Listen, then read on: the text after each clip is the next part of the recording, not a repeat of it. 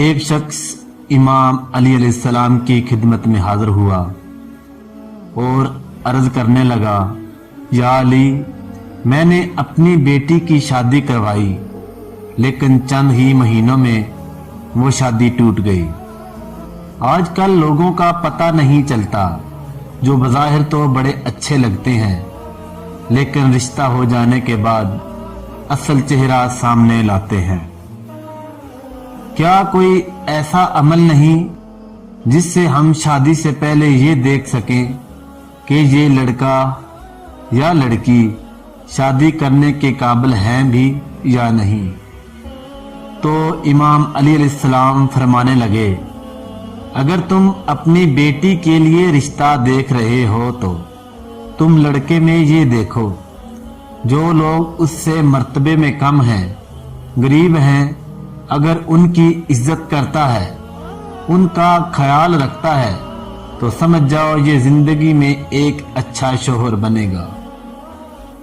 اور اگر یہ جو رتبے میں اس سے بڑے ہیں یا امیر گھرانے سے ہیں، وہ ان کی تو عزت کرتا ہے، لیکن جو مرتبے میں اس سے کم ہیں ان کی عزت یا ان کا احساس نہیں کرتا، تو سمجھ جانا یہ انسان اپنی بیوی کے لیے اچھا نہیں ہے۔ اتنی ہی دیر میں دوسرا شخص اٹھا اور کہنے لگا کہ اگر بیٹے کا رشتہ کرنا ہو تو ہمیں کیسی لڑکی دیکھنی چاہیے؟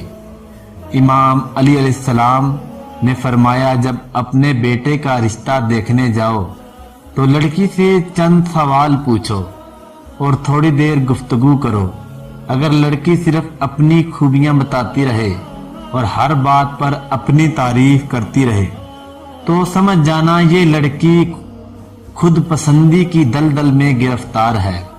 لیکن لڑکی اگر اپنے گھر والوں کی بات کرے، اپنے والدین کی بات کرے، تو یہ لڑکی آنے والے وقت میں کسی بھی انسان کے لیے اچھی بیوی ثابت ہوگی۔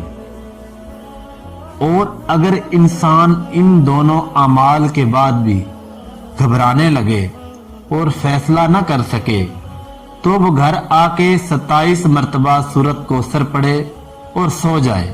اگر خواب میں خوشحالی یا وہ لڑکا یا لڑکی اچھے لباس میں نظر آئے تو وہ انسان سمجھ کے جائے کہ یہ رشتہ مبارک ثابت ہوگا۔